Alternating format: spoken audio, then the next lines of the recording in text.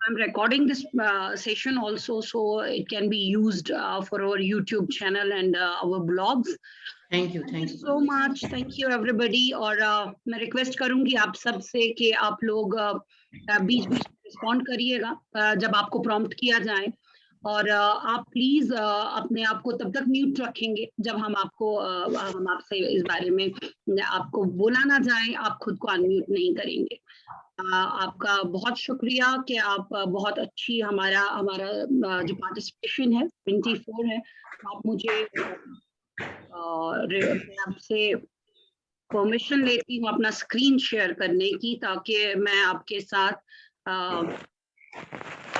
अपनी PPT share करूँ। रुबीना जी, आप देख पा रहे हैं मेरे? जी जी बिल्कुल बिल्कुल मैम। जी जी, हम आते हैं। अब मुझे बता दीजिएगा स्लाइड शो भी हो रहा है कि नहीं? हाँ हाँ हो रहा है, कंप्लीट स्क्रीन पे है। बिल्कुल टीचिंग जी जी जी, टेक्नोलॉजिकल इंटरवेंशंस। हाँ जी जी जी, हम बात करेंगे technological interventions for CWSN and cyber safety.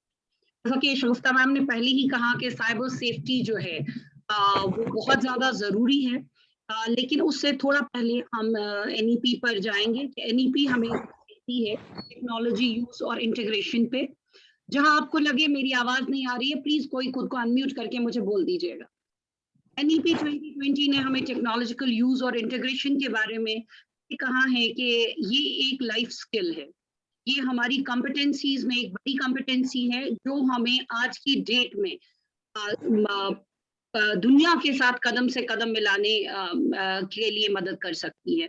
तो इंफॉर्मेशन और कम्युनिकेशन टेक्नोलॉजी में कोई भी रिलेशन बिटवीन टेक्नोलॉजी और एजुकेशन, आर्टिफिशियल इंटेलिजेंस या जिसे हम मशीन लर्निंग है, ब्लॉकचेन्स हैं, स्मार्ट बोर्ड्स हैं, हैंडहेल्ड कंप्यूटर डिवाइसेस हैं, computer testing for student and development, the National Technological Forum, use of technology to enhance learning, assessments, planning and administration. आप देखिए कोई भी फील्ड एजुकेशन का नहीं है जहां NEP 2020 इंफॉर्मेशन और कम्युनिकेशन टेक्नोलॉजी का अमल दखल नहीं समझती। इसका मतलब ये है कि ये इतना बड़ा स्किल है, अगर हमें एजुकेशन के साथ बिल्कुल अप टू डेट रहना है तो हमें इंफॉर्मेशन और कम्युनिकेशन टेक्नोलॉजी के बारे में पता होना चाहिए। आप देखेंगे कि कुछ अर्सा पहले डिजिटल इंडिया कैंपेन आई थी हमारे मुल्क में, और वो हवाले से थी। 812 प्लीज खुद को कीजिएगा। 812 आपका नाम नहीं है यहाँ पे, लेकिन आपका ये है डिवाइस नेम है।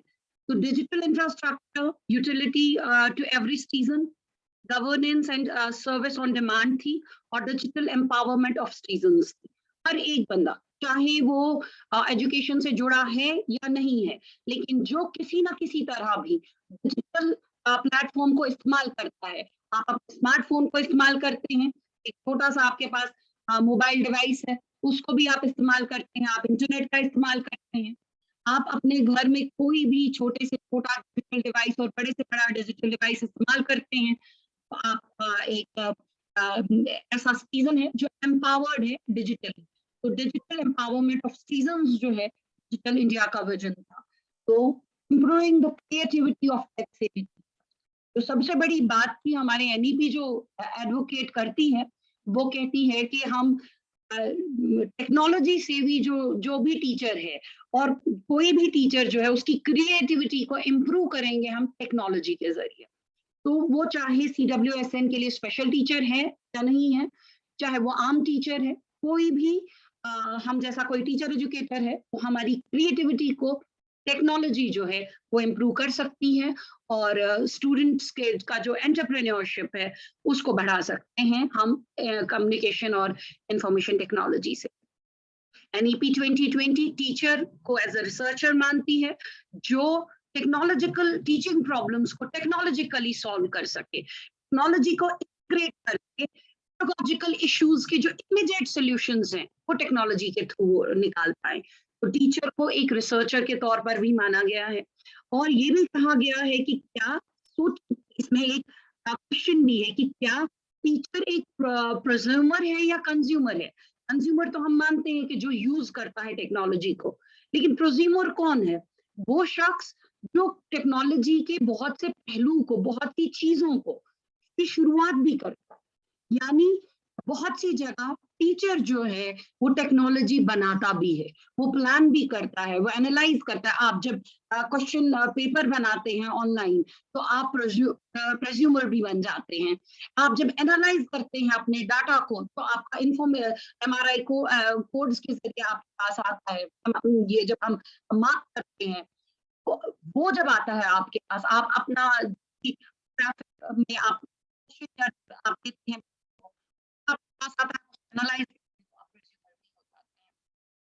याद रखिए आपका बहुत बड़ा काम बनता है एज अ टीचर। तो teacher as a data analyst, जैसे मैंने अभी बात की, ये भी होता है। और टीचर को एक लाइफ लॉन्ग लर्नर की तरह माना गया है, स्पेशली एजुकेशन, कम्युनिकेशन और इंफॉर्मेशन टेक्नोलॉजी के जरिए, क्योंकि वो घर बैठकर अपने जो इंफॉर्मेशन टेक्नोलॉजी का इस्तेमाल करके पूरी उम्र पढ़ सकता है। आप देखेंगे कि इसमें स्वयं प्रभा का जो हमारा स्वयं चैनल है, उसके बारे में भी इस पिक्चर में, इस स्लाइड में दिया गया है। और लर्निंग जो है वो सस्टेनेबिलिटी के लिए होगी, इसलिए लाइफ लॉन्ग लर्नर माना गया है नीति ने इसको। तो जब हम बात करते हैं बच्चों की, तो रिमोट लर्निंग पर हम आते हैं, क्योंकि हमने बहुत सारी चीजें जो हैं, बहुत सारा कोविड का टाइम और लॉकडाउन का टाइम हमने रिमोट लर्निंग में निकाला है। तो वो रिमोट लर्निंग जो है वो 3 तरीकों से होती है। सिमुलेशन से होती है, आर्टिफिशियल रियलिटी और वर्चुअल रियलिटी से होती है, और ऑनलाइन टेस्ट से होती है। आप देखेंगे कि इनका कहीं ना कहीं इस्तेमाल जो है वो हमने इस दौरान, जो पेंडेमिक के दौरान हमने ऑनलाइन क्लासेस ली, उसमें किया गया। सिमुलेशन पे कल आपका एक बहुत इम्पोर्टेंट सेशन है, हमारे एक बहुत अच्छे रिसोर्स पर्सन है, वो लेंगे कंप्लीट सिमुलेशन पे आपका ये। तो सिमुलेशन, आर्टिफिशियल रियलिटी और वर्चुअल रियलिटी और ऑनलाइन टेस्ट जो है वो हमारे रिमोट लर्निंग को बहुत इफेक्टिव बनाते हैं। जब हम बात करते हैं स्पेशली CWSN की, तो हमें उनके जो मल्टीपल नीड्स हैं उनको कैटर करना होता है। एडजस्टिंग फॉन्ट्स हमारे पास होते हैं, यानी हम एडजस्ट करते हैं उनके फॉन्ट्स को, छोटा बड़ा, अगर बच्चे को कहीं प्रॉब्लम आती है। आप जानते हैं कि आपके पास ऑडियो बुक्स हैं, क्योंकि हमारे साथ स्पेशल टीचर्स हैं, तो वो काफी वेल वर्स्ड हैं ऑडियो बुक्स से। बच्चा जो देख नहीं पाता है, वो ऑडियो बुक्स का इस्तेमाल करता है। जैसे इस बच्चे के पास भी एक पेन है, इससे आवाज आती है, और बुक चलाता है, उससे आवाज आती है और किताब खुद बोलती है कि किस लाइन पे बच्चे ने वो रखा है। रेटिना अटेंशन स्पैन टेस्ट होते हैं, ये बच्चों का क्या करवाया जा सकता है। डिजिटल ब्रेल स्क्रिप्ट्स हैं आजकल, और म्यूजिकल एप्स और सॉफ्टवेयर्स हैं जो बच्चे CWSN के लिए मदद करते हैं, हमारे ऐसे बच्चों के लिए कि उनकी जो टेक्नोलॉजिकल यूज है उनके पढ़ाने में। हम आपको फॉन्ट्स वगैरह का तो मालूम ही है। जब हम रेटिना अटेंशन स्पैन टेस्ट की बात करते हैं, तो मैं आपको इसी लिंक से ले जाती हूँ। एक छोटा सा वीडियो है, हम देखेंगे इसे। आप देख पा रहे हैं स्क्रीन चेंज हुआ है? कोई भी, रुबीना जी, यस मैम। आवाज आ रही है? नहीं, बिल्कुल बिल्कुल। देखिए।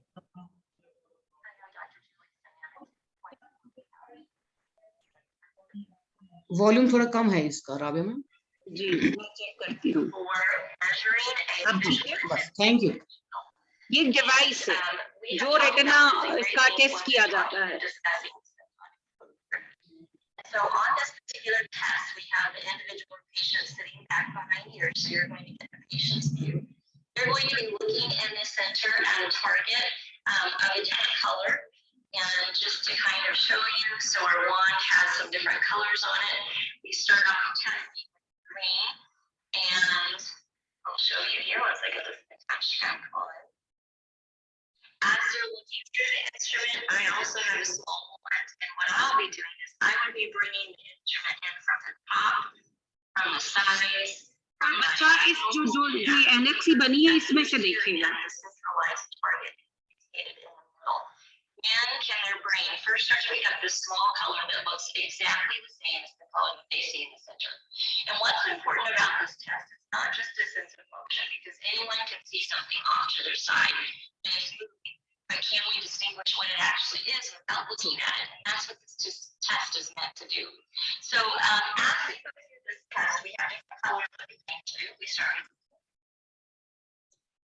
आप देखेंगे कि इस तरह के जो टेस्ट है बच्चे के किए जा सकते हैं टेक्नोलॉजिकली, उसकी अटेंशन देखने के लिए हमारे पास ADHD के बच्चे होते हैं और बाकी भी जो बच्चे हैं जिनका विजन में कुछ ये है, आप देखेंगे कि रेड और जो ब्लू का ये है, रेड राइट आई और लेफ्ट आई का रेटिना का जो डिग्री है उसको मेजर भी करती है। इसमें पता चलता है हाँ ये नहीं है, हमें पता चलता है साइड में कुछ चल रहा है हमारे इस तरफ या इस तरफ अगर हम आगे देख रहे हैं, लेकिन चीज है क्या जो इस तरफ है या इस तरफ है, वो बच्चे का के लिए जानना जरूरी होता है कि हाँ हमें पता चलता है कि इस तरफ क्या है। तो कुछ बच्चे जो बहुत स्पेशल होते हैं तो ये रेटिना अटेंशन स्पैन टेस्ट भी होते हैं, आपका विजुअल टेस्ट भी है। आप अपने गूगल आपके पास अगर आईफोन है या आपके पास एंड्रॉइड फोन है तो ये विजुअल अटेंशन टेस्ट एक ऐप आती है, आप इसको डाउनलोड कीजिए फ्री में। आप अपने बच्चों को और अपने आसपास के लोग जो हैं उनका अटेंशन स्पैन देख सकते हैं। इसके अलावा हमारे पास आज डिजिटल ब्रेल स्क्रिप्ट्स हैं, वो आप सब जानते हैं। हम अपने कंप्यूटर के साथ एक छोटा सा डिवाइस भी इस्तेमाल करते हैं, ये और इस तरह का कुछ, और ब्रेल से हम उससे लिखते भी हैं। और किंडल ने जो है जो आप जानते हैं कि टैब्स जो है लर्निंग टैब्स जो किंडल की तरफ से हैं, किंडल रीडर वगैरह, तो ब्रेल किंडल भी आता है जिससे जो ये आपकी टेक्टाइल टैबलेट जिसको अब हम कहते हैं, यानी अब हमारे पास प्लेट्स नहीं है, जो हमारे पास ये जो हमारे पास पैड है इसका लर्निंग पैड जो है उस पे टैबलेट पे ही आता है और हमारा बच्चा जो है जो विजुअली इम्पेयर्ड है वो देख सकता है। टेक्नोलॉजिकली बहुत एडवांसमेंट्स हैं अगर देखी जाए तो। इसके अलावा असिस्टिंग टेक्नोलॉजीज जो है हमारे पास क्लासरूम में हमारे पास इनविजिबल क्लॉक होती है, टॉकिंग कैलकुलेटर्स होते हैं, हमारे पास इलेक्ट्रॉनिक वर्कशीट्स हैं, हमारे पास फोनेटिक स्पेलिंग सॉफ्टवेयर्स हैं, वेरिएबल स्पीड रिकॉर्डर्स हैं, वीडियो टेप सोशल इसमें हमारे पास सॉफ्टवेयर अगर आप देखेंगे तो इलेक्ट्रॉनिक वर्कशीट्स तरह की हैं। आप में से बहुत सारे लोग शायद अपने बच्चों के साथ ये इस्तेमाल भी करते होंगे। आपके पास जो ऐसे सॉफ्टवेयर्स भी हैं जो लैपटॉप और बच्चा टच स्क्रीन के जरिए उस पर लिखता है, कुछ कीबोर्ड्स अलग से होते हैं, हर तरह का एक डिफरेंट प्रोग्राम है। और इलेक्ट्रॉनिक वर्कशीट्स जो है बहुत तरह के आपको ऑनलाइन भी मिलेंगे और आप अपना एक सॉफ्टवेयर भी इसमें यूज कर सकते हैं अगर आप परचेज कर सकते हैं तो। फोनेटिक स्पेलिंग सॉफ्टवेयर्स भी आपको मिलेंगे और आप इसमें जो कुछ लिखा होगा उसे स्पेलिंग चेक और वॉइस ओवर के साथ आप उसको सुन पाएंगे कैसे क्या हो रहा है और क्या लिखा गया है। बच्चा जो है वो बहुत इजीली इसको समझ पाएगा। तो टॉकिंग कैलकुलेटर्स है हमारे पास की 2 डिजिट आप बच्चे ने कैलकुलेटर पे डाला वो उसे वापस बोलेगा। ये सभी हमारे पास असिस्टिव ये हैं जो हमारे बच्चे की मदद कर सकते हैं। इसके अलावा हमारे पास ऑडियो रिकॉर्डर्स होते हैं, एडेप्टिव कीबोर्ड्स होते हैं, इलेक्ट्रॉनिक डिक्शनरीज होती हैं, इलेक्ट्रॉनिक स्पेल क्रैकर्स होते हैं। ये इन सब के बारे में आप सबको पता होगा। टाइमर्स हैं हमारे पास, एम्प्लीफिकेशन सिस्टम्स हैं, टॉकिंग कैलकुलेटर्स हैं। इसके अलावा पेपर बेस्ड कंप्यूटर पेन्स हैं पर्सनल, चूंकि मैं इसमें सिर्फ छुप के निकल रही हूँ क्योंकि मेरा साइबर पे जो मुझे रिस्पॉन्सिबिलिटी दी गई है वो साइबर पे ज्यादा है, तो मैं इसे छू के निकल रही हूँ। पर्सनल FM लिस्टिंग सिस्टम है, वेरिएबल स्पीड टेप रिकॉर्डर्स है हमारे पास जो CWS इनका हमारे बच्चे हैं उनके इस्तेमाल में आ सकते हैं। वीडियो टेप सोशल स्किल्स, आज हम सोशल स्किल्स की बहुत बात करते हैं। अगर NEP 2020 देखें तो जो कॉम्पिटेंसीज हम डेवलप कर रहे हैं बच्चे में, वो जो 12 कॉम्पिटेंसीज हैं, वो 12 कॉम्पिटेंसीज में मैक्सिमम जो है वो सोशल स्किल्स ही हैं। तो ऐसे वीडियो टेप्ड होते हैं सोशल स्किल्स जो बच्चे को दिखाए भी जाते हैं और बच्चे से उनके थ्रू काम भी करवाया जा सकता है। तो ये देखेंगे कि बच्चा जो है वो इंटीग्रेट करता है और मॉडल करता है, अपनी लाइफ में उन चीजों को इंटीग्रेट करता है और जो वो देखता है उसे मॉडल भी करता है। तो वीडियो टेप सोशल स्किल्स हो सकते हैं। सबसे बड़ी बात आज की डेट हमारे इन बच्चों को बहुत मदद करती है, वो आर्टिफिशियल इंटेलिजेंस जो है वो करती है, या जिसको हम वर्चुअल रियलिटी भी कहते हैं या आर्टिफिशियल रियलिटी भी कह सकते हैं। हमारे पास 3D 7D 9D तक भी है। एजुकेशन में अभी 3D 4D और 7D तक ही हम गए हैं। 9D अभी हमें उतना क्लासरूम्स में नहीं आया है, बाहर बाहर की क्लासरूम्स में हो सकता है। इंडिया में 4D प्लस आता है। तो एक यूट्यूब का लिंक है जो हम मुख्तसर तौर पर देखेंगे कि बच्चा VR जो विजुअल रियलिटी का वो है वो लगा के रखता है और उसमें बच्चा जो है वो फील कर पाता है कि वो जो देख रहा है उसे लगता है कि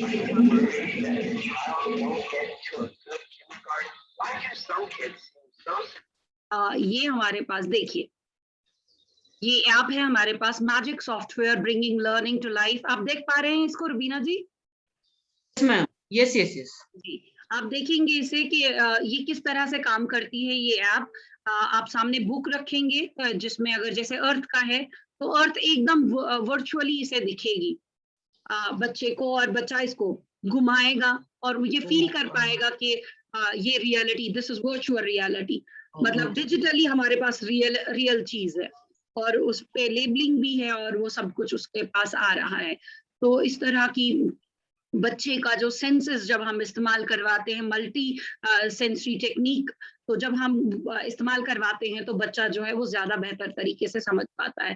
तो ऐसे अगर देखेंगे तो ये हमारा जो CWSN बच्चे नहीं भी हैं वो भी जब इसका इस्तेमाल करेंगे तो वो बहुत कुछ सीख पाएंगे। आप देख सकते हैं कि अर्थ का अंदर का सारा क्रस्ट कोर है, एवरीथिंग इट कम्स अलग अलग लेयर्स में, और बच्चा उसको जिस तरह से भी घुमा के देखना चाहे वो देख पाएगा।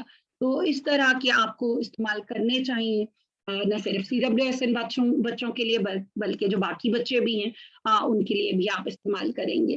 तो आप देखेंगे कि हमारे पास अगर मैं इसे पॉज करती हूँ और हम वापस अपनी प्रेजेंटेशन पे जाएंगे, तो ये आर्टिफिशियल रियलिटी या वर्चुअल रियलिटी जो है ये हमारे बच्चों को बहुत मदद कर सकती है।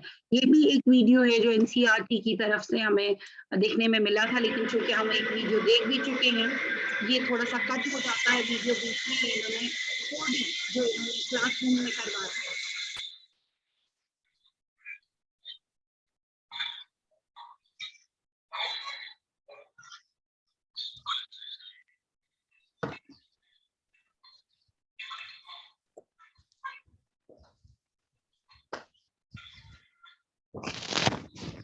बच्चे को लगता है कि मेरे सामने सोलर सिस्टम है, ये वर्चुअल है लेकिन सामने है।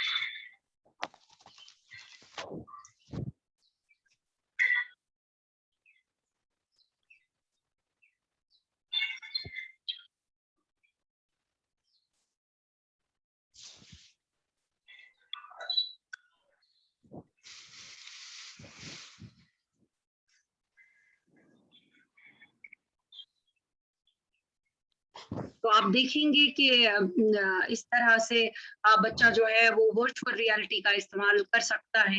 हमारे पास वर्चुअल लैब्स हैं जिन्हें हम मतलब जो लैब में हमारे साथ बच्चा जो एक्सपेरिमेंट्स करता है वो हमारा जो है वर्चुअली होता है। ये ओला लैब्स हैं। जैसे अगर हम इस पे क्लिक करते हैं तो हम ओला लैब की साइट पे जाएंगे और ये देखिए ये ओला लैब्स है, ये मिनिस्ट्री की तरफ से है।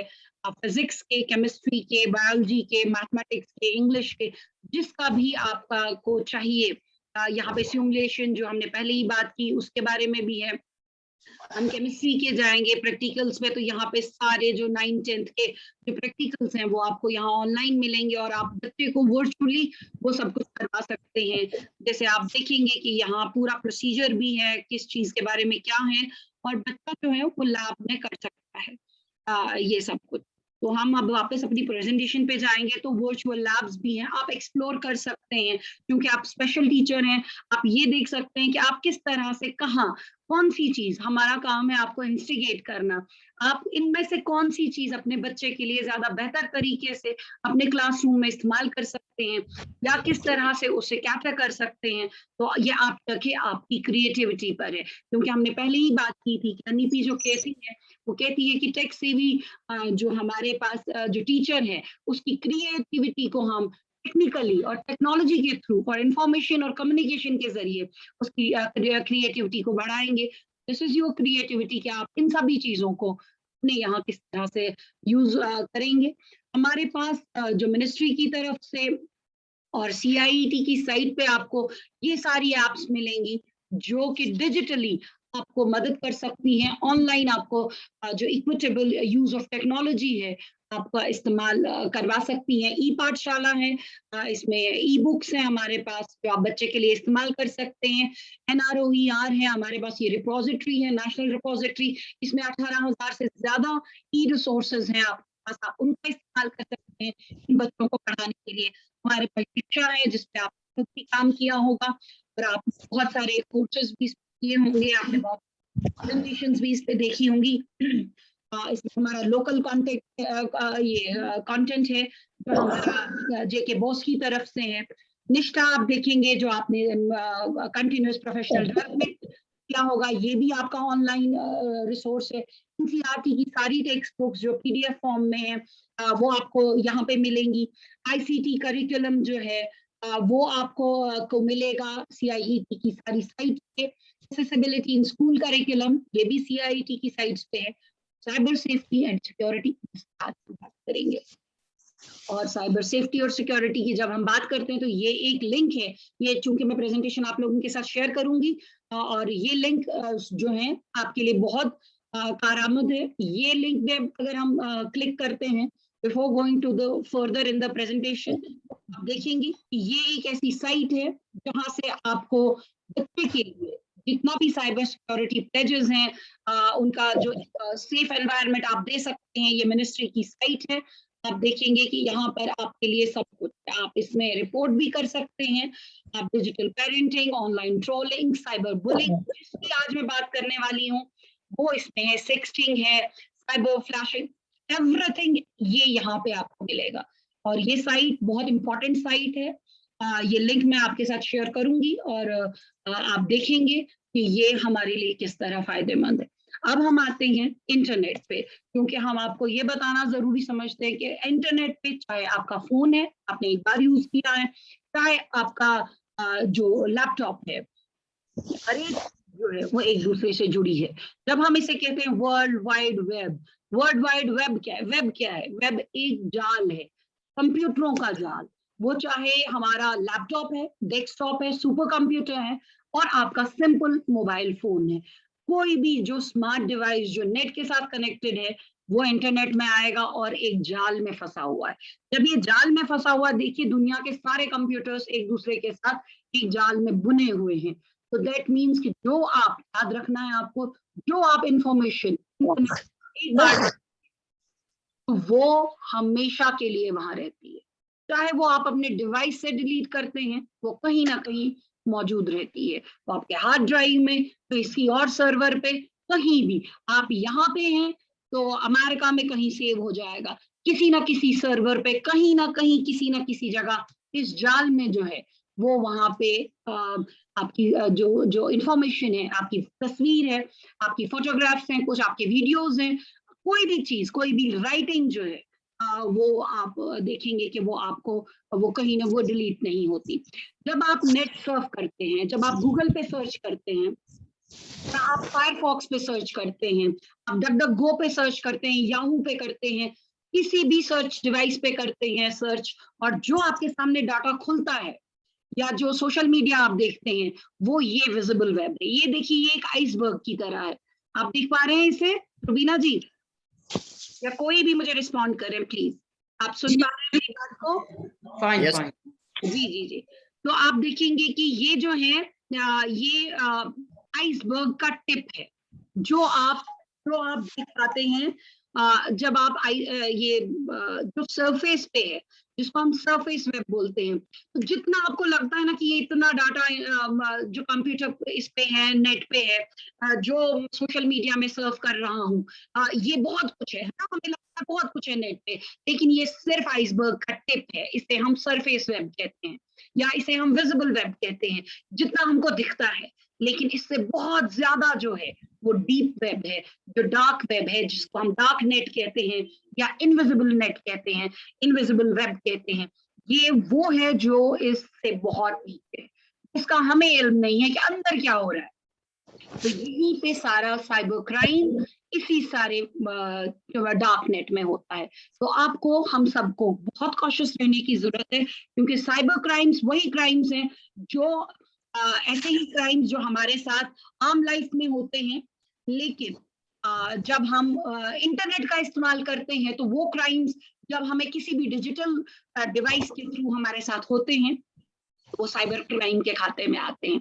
तो याद रखिए कि जब आप मोबाइल रिचार्ज करवाने जाते हैं, कभी कभी जाते होंगे, आपका प्रीपेड होगा, तो आप हमारी पहली सिचुएशन यही आती है कि हम मोबाइल रिचार्ज शॉप पे जाते हैं, और हम वहाँ क्या करते हैं कि हम अपना सेल नंबर उनको देते हैं और कहते हैं कि हमारा जो ये है, हम इस नंबर पे रिचार्ज कर दीजिए। तो वो सेल नंबर उसके पास सेव वो रहता है उस बंदे के पास, तो वो आपको वहां से जो आपका नंबर है वो वहां से भी इस्तेमाल हो सकता है, और आपको इमोशनली एक्सप्लॉइट किया जा सकता है।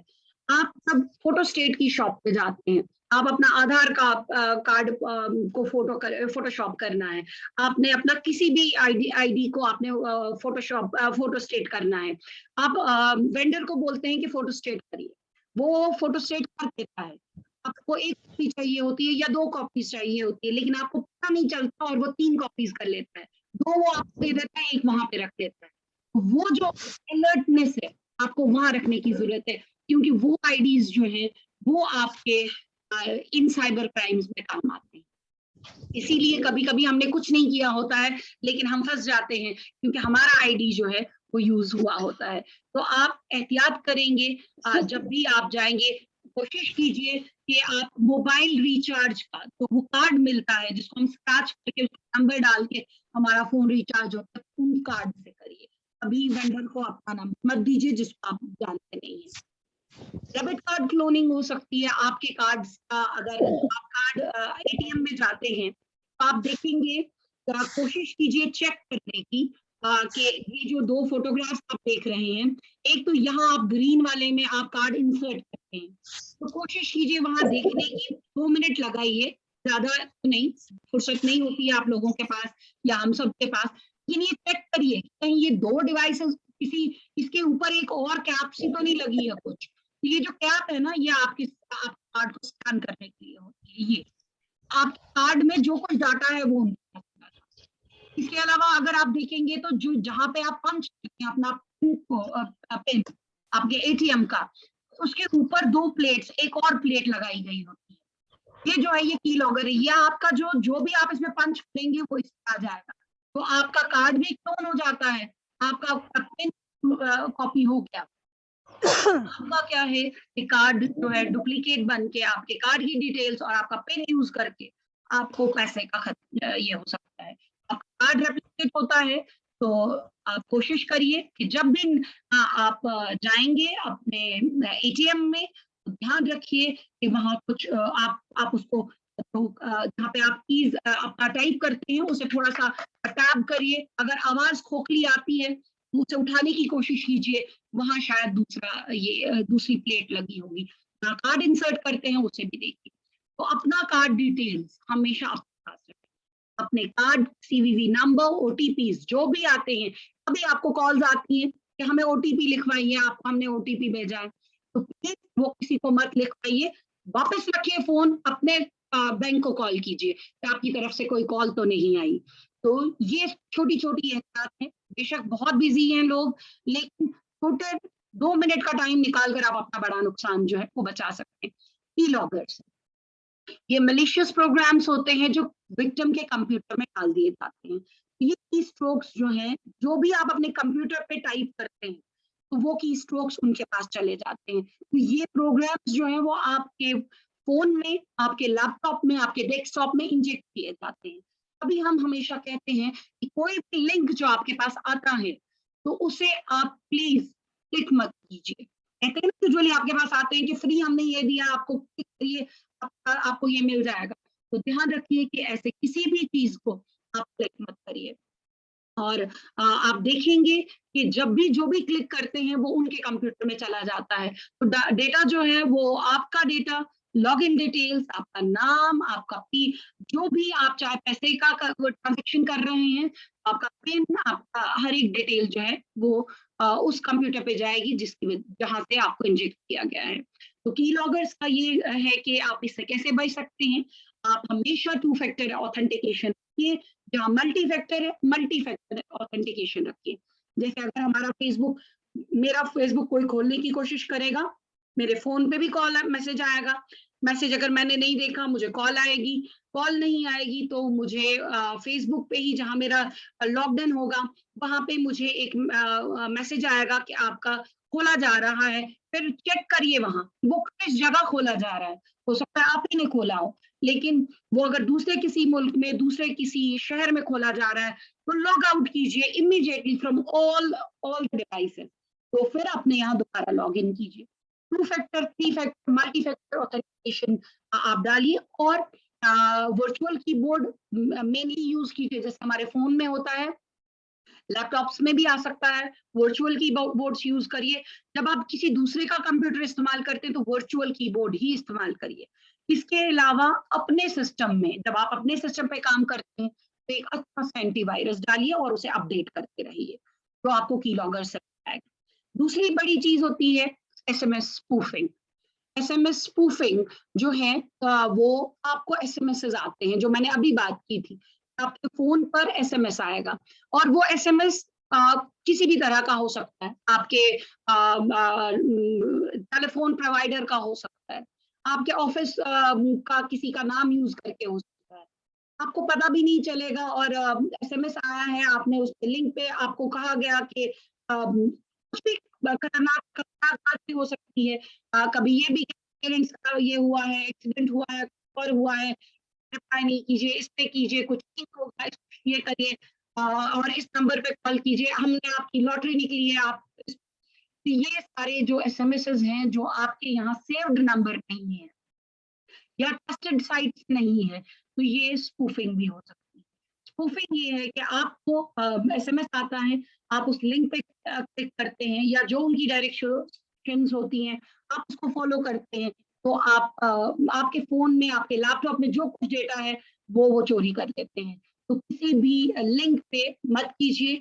आपका फोन जो है वो हैक हो सकता है।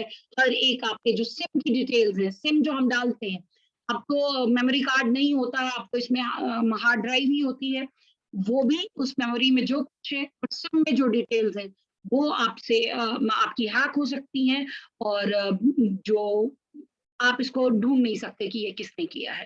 तो कोशिश कीजिए खामखा जो आपको एसएमएस आते हैं, याद रखिए कि फ्री कोई भी चीज नहीं है।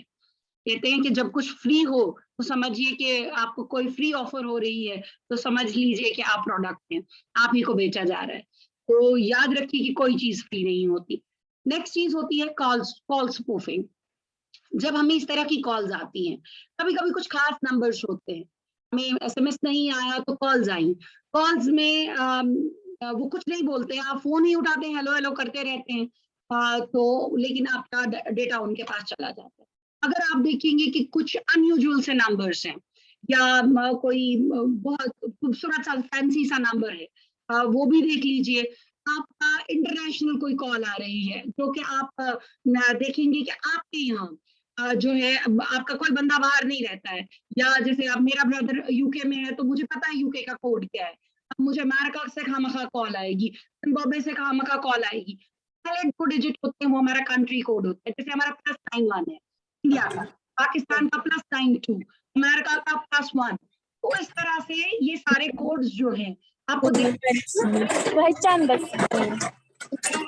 रशीद जी प्लीज ये जो पहले 2 डिजिट्स हैं प्लस करके, ये आपको कंट्री बताते हैं कि किस कंट्री से कॉल आई है, तो थोड़ा सा ध्यान रखिए। आजकल तो अब मैं इतना आपको डराने वाली हूँ कि आजकल तो अगर आप उठाएं भी नहीं कॉल तब भी आपका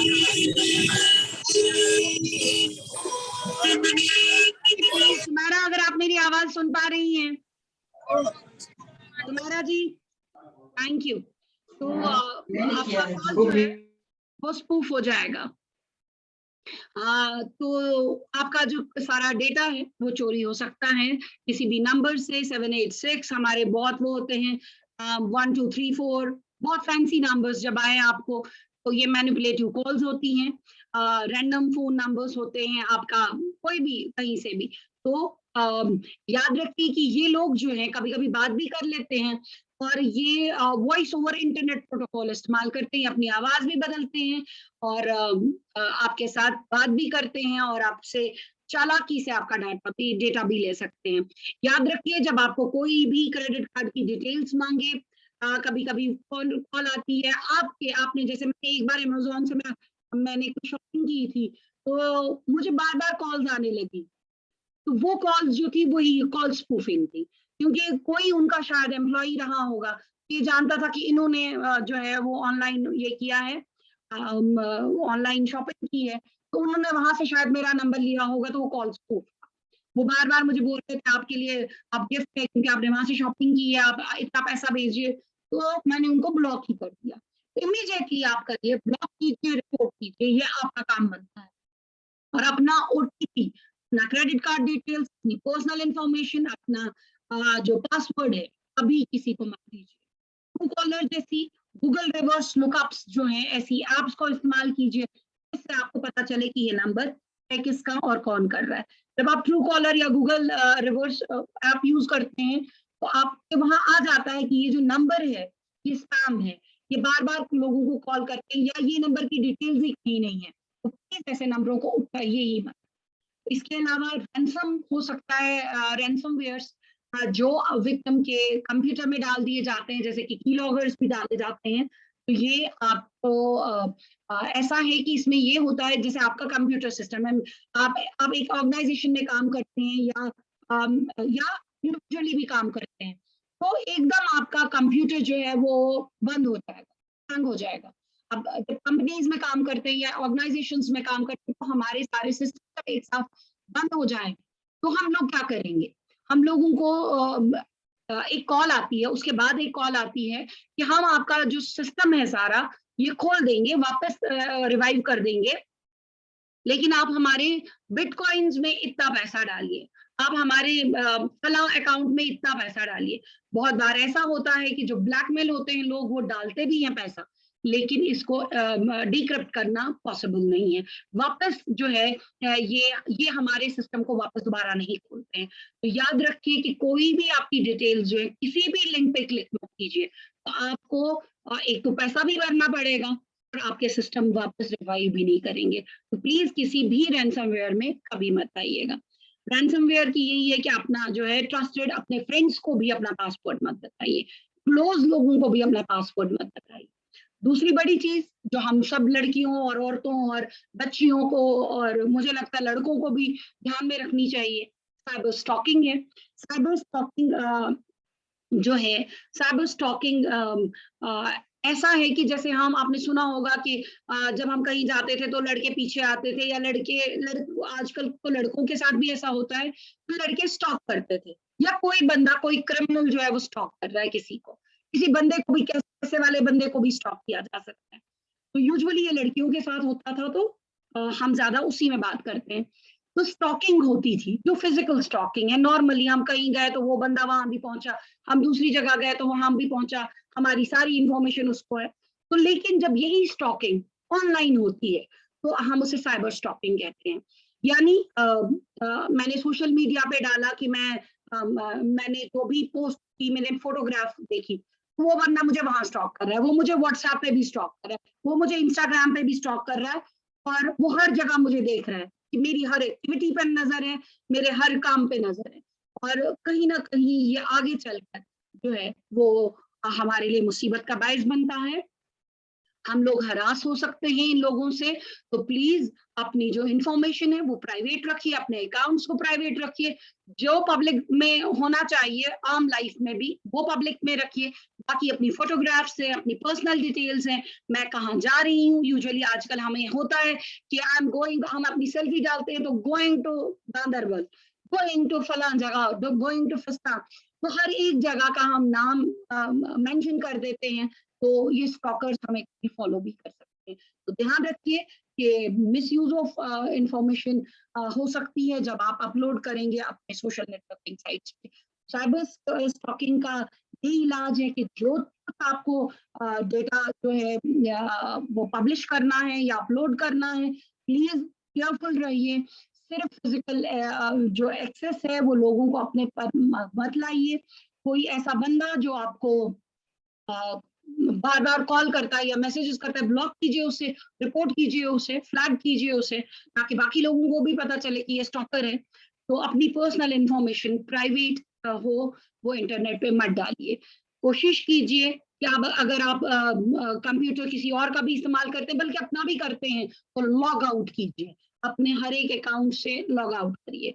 आप जो प्राइवेट इंफॉर्मेशन है, ऑनलाइन कैलेंडर एंट्रीज है, आपकी आइटनरीज हैं, प्लीज उन सब को डिलीट कीजिए। आप कहाँ कब जाना चाहते हैं, कहाँ कैलेंडर में एंट्री है, प्लीज उन एंट्रीज को बंद कर दीजिए, खत्म कर दीजिए। तो साइबर स्टॉकिंग में बहुत कुछ है, आप तो जियो टैगिंग है, मेटा डेटा है, इसको छोड़िए। इसके अलावा जो है वो पिक्चर मॉर्फिंग है। पिक्चर मॉर्फिंग के 2-3 तरीके हैं। पिक्चर मॉर्फिंग ये भी हो सकती है कि आपका चेहरा उठा के किसी की बॉडी पे लगा दिया गया, या कुछ 2 लोगों का चेहरा मिक्स करके कोई एक तीसरे किस्म का चेहरा बना दिया गया, तो पिक्चर मॉर्फिंग होगी, जिसकी वजह से आपका कभी अल्लाह रहम करे ये भी होता है कि एक्सप्लॉइटेशन होती है और आपको वो ब्लैकमेल भी कर सकते हैं। तो कोशिश कीजिए, अभी हम ये कहते हैं कि जो हाई रेजोल्यूशन पिक्चर्स हैं उनको इंटरनेट पे मत डालिए। मुझे बार-बार मेरे हमारे कज़िन्स वगैरह भी जो हैं वो सभी कहते हैं कि फोटोज़ अपनी मत डालिए इंटरनेट। तो कोशिश कीजिए आप फोटोज़ को, अपनी जो हाई डेफिनिशन पिक्चर्स हैं उनको मत डालिए इंटरनेट पे। वो मॉर्फ हो सकती हैं और आपका और हाँ, प्लीज़ सोशल मीडिया पे जब आप अपनी पिक्चर्स डालते हैं या कुछ भी डालते हैं, प्राइवेट कर लीजिए। क्लोज़ फ्रेंड के साथ रखिए अगर रखनी भी है, मगर कोशिश कीजिए ना ही डालिए। दूसरी बड़ी चीज़, उन्हीं लोगों को ऐड कीजिए कि जिनको आप जानते हैं। आजकल ऐसा ट्रेंड बना है कि सारे लोग अपना कॉलर हाई करते हैं, जब वो देखते हैं कि मेरे इतने फॉलोवर्स हैं, मेरे इतने हज़ार फॉलोवर्स हैं। अच्छा, कितने और आपने ऐड किए हैं? तो आजकल ये माना जाता है कि मैं जितना पॉपुलर हूँ, उतना मेरे जी सोशल मीडिया पे मेरे फॉलोवर्स हैं या फ्रेंड्स हैं। तो प्लीज़ इस ट्रेंड को खत्म कीजिए। यही ट्रेंड जो है वो हमें मुश्किल में डाल सकता है आगे चलकर। तो पिक्चर मॉर्फिंग के लिए यही है, सबसे बड़ी है अपनी पिक्चर्स को कहीं भी शेयर मत कीजिए, स्पेशली अननोन और स्ट्रेंजर्स के साथ कभी भी नहीं।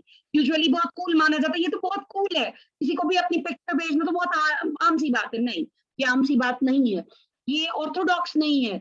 लोग समझते हैं कि अपनी पिक्चर ना भेजना जो है वो ऑर्थोडॉक्स है। No, this is not orthodox. ये पुराने जमाने की बात नहीं है या किसी खास तहजीब की, या हम इंडियन कल्चर से हैं तो इसलिए हम नहीं डालेंगे। No, it's not like that, it's not safe, simply कुछ और चीज नहीं है। आप मत अपनी पिक्चर्स को शेयर करिए किसी के साथ भी, ये आपको डिफेम होने करने का एक जरिया भी बन सकती है।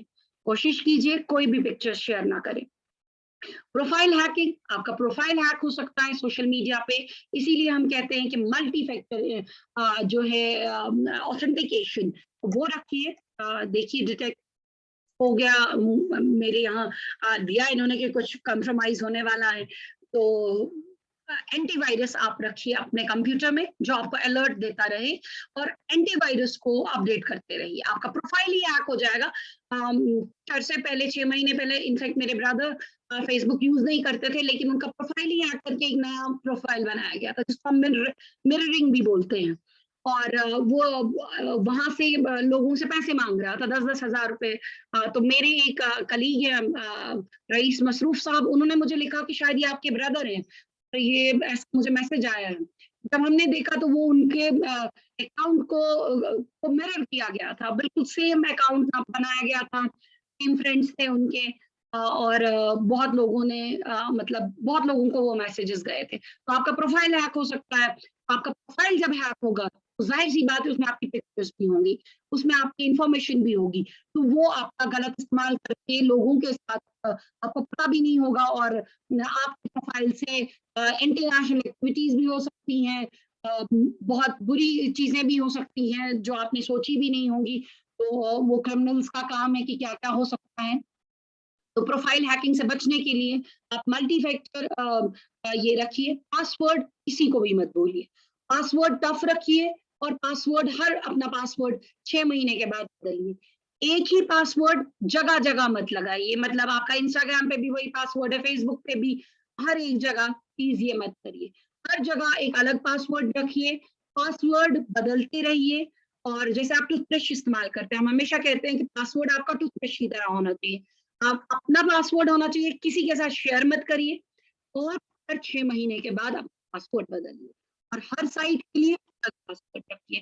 तो चाहे वो क्लोज कॉन्फिडेंट भी हो आपका हस्बैंड है, आपकी वाइफ है, आपकी गर्लफ्रेंड है, किसी के साथ भी अपना पासवर्ड शेयर मत करिए। मेरे एक बहुत अच्छे कलीग हैं, तो एक दफा मुझे उनकी तरफ से मैसेंजर से मैसेजेस आए, बहुत अच्छे, मेरे भाई की तरह हैं, उनकी तरफ से मैसेजेस आए कुछ अनटवर्ड से, जैसे मुझे लगा कि ये तो मेरे साथ ऐसे बात ही नहीं करते थे, ये मैसेजेस कैसे आ गए। तो जब मैंने वो मैसेजेस देखे तो मैंने अकॉर्डिंगली मैंने कहा ये क्या बदतमीजी है भाई, ये क्या हो गया तुम्हें, आज ये कैसे मैसेजेस कर रहे हो, क्या मजाक चल रहा है, ऐसे नॉर्मली। और उन्होंने कहा ओह सॉरी सॉरी कोई बात नहीं, अच्छा आप क्या कर रहे हो, ये वो मैं मिलने आऊं, मैंने कहा हाँ भाई कभी भी मिलने आऊं, मैंने भाई लिख दिया जैसे मैं नॉर्मली उनके साथ बात करती थी। तो अगला बंदा शांत हो गया, जो जो मैसेजेस कर रहे थे वो शांत हो गए। फिर उन्होंने मुझे कुछ और ये कहा, तो वो मेरे ही कलीग थे, मेरे ब्रदर की तरह, वो उन्होंने अपना पासवर्ड जो था वो अपनी गर्लफ्रेंड को दिया, और उनकी गर्लफ्रेंड ये थी, फियांसे भी थी, तो वो जो थी वो जितनी भी लड़कियां उनके प्रोफाइल में थी वो उन सबको मैसेज करके चेक कर रही। तो कभी भी this is your personal thing, आप क्या करते हैं ये आपकी बात है। आप कभी भी कोई भी पार्टनर जब आपसे आपका पासवर्ड मांगे तो समझ जाइए उसको आप पे ट्रस्ट नहीं है, ट्रस्ट नहीं है तो रिश्ता नहीं है। ट्रस्ट डेवलप करने की बात कीजिए, ट्रांसपेरेंसी रखिए, मगर पासवर्ड शेयर मत कीजिए, ये मेरी आपको बहुत बड़ी सजेशन है। आप सबको मेरी आवाज आ भी रही है या नहीं? जी जी आ रही है। Yes, yes, clear. आ रही है। तो इसमें अगर कोई कोई कोई सवाल अभी तक आपको उभरता है जहन में तो प्लीज बता दीजिए, क्योंकि ये वन साइडेड ना हो। पार्टिसिपेंट्स अपने क्वेश्चंस पूछ भी सकते हैं और इनबॉक्स भी कर सकते हैं। हाँ, इनबॉक्स भी करिए, और अगर आपको में से किसी को कुछ बोलना है, बोर हो रहे हैं, तो प्लीज बता दीजिए, कोई भी। No, ma'am. Very informative and very interesting, ma'am. Thank you Anita ji, thank you so much. तो हम आगे चलें फिर, क्वेश्चंस हम फिर एंड में लेते हैं, ठीक है रुबीना जी? हाँ हाँ यस ऑफ कोर्स। ठीक है, तो हमें ये प्रोफाइल हैकिंग की बात थी, तो अपना पासवर्ड किसी के साथ शेयर मत कीजिए। अब हम आगे चलते हैं तो देखेंगे कि हमारे पास एक और सिचुएशन होती है ऑनलाइन गेम्स की। हमारे बच्चे ऑनलाइन गेम्स खेलते हैं, चाहे वो CWSN बच्चे हैं या हमारे बाकी बच्चे हैं, या इवन मैं भी गेम्स खेलती हूँ। मैंने काफी देर तक PUBG भी खेली है थोड़ी बहुत, और मैंने बहुत हद तक कैंडी क्रश खेली है। लेकिन अगर आप देखेंगे तो कुछ जो गेम्स होती हैं, जैसे PUBG जैसी गेम या ब्लू व्हेल जैसी गेम, ये ऑनलाइन है। आजकल बहुत सी अच्छी गेम्स जो है वो ऑनलाइन चलती हैं, यानी मैं यहाँ खेल रही हूँ तो मेरा पार्टनर पाकिस्तान में बैठा हुआ। रुबीना जी प्लीज, रुबीना जी अपने आप को म्यूट कीजिए प्लीज। तो ऐसा होता है जब हम ऑनलाइन खेलते हैं, चाहे रमी ऑनलाइन लोग खेलते हैं, चाहे लूडो बहुत आम हो रही है आजकल बच्चों में, PUBG भी है, तरह की गेम्स जो हैं जब हम ऑनलाइन खेलते हैं तो हमारे ऑनलाइन पार्टनर्स हो जाते हैं।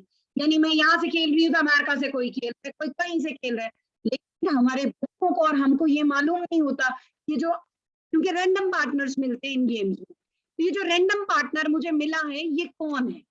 हमें तो उसकी उसकी कुछ भी नहीं मालूम है कि ये कौन है, क्या है और क्या करता होगा, क्या नहीं करता होगा और किस तरह से काम कर रहा है, और हो सकता है साइबर क्रिमिनल हो।